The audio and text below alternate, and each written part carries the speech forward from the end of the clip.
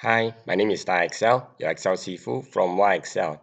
In this video, we are going to see how easily you are able to automate the whole consolidation of the data from different worksheets, and it has a different number of records. And I want to bring all of them into a single worksheet, which is called summary. The trick will be the number of records for different worksheets will be different. At the same time, the number of batches here currently it only has 4 batches. In future, I have more. So I want to bring everything beside the summary and brings it here. So let's see how we are able to get this thing done easily. First, I just need to record the macro, combine worksheets, and I want to this. Once it's done, I press OK. I go to very first worksheet and click, then I do this. At the same time, you can see on the right side, this is the code Excel has generated for us. So what we need to do is we just need to follow the specific sequence to get this whole thing done for us. And once done, paste. So this is the first thing I have done. I press stop. So I want to repeat this whole thing for the entire worksheet and for all the worksheet. So a little bit of the coding. In the coding, you are able to learn how this thing work as well. So I just declare a worksheet and I want to loop all worksheet in this file.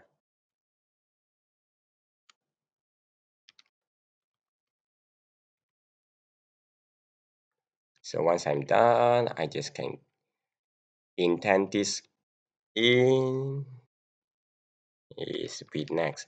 So in the macro recording, it is able to do recording for the normal operation. However, it doesn't able to do the looping. That means I want to loop for all the worksheets. At the same time, it doesn't have the condition checking. Only these two things we will need to type ourselves. The first one you can see is for each. This is the looping for all the worksheet. Subsequently, I want to do the checking, whether it is the summary.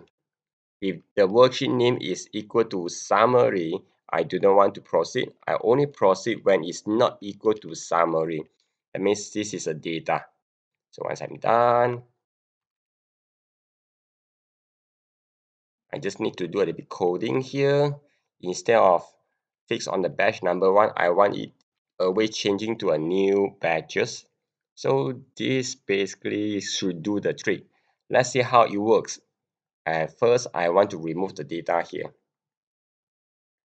So once done, I just go to the worksheet here, or alternative in the Excel, I press Alternate F8. I can see the macro combine worksheet. This is exactly the same when we have recorded.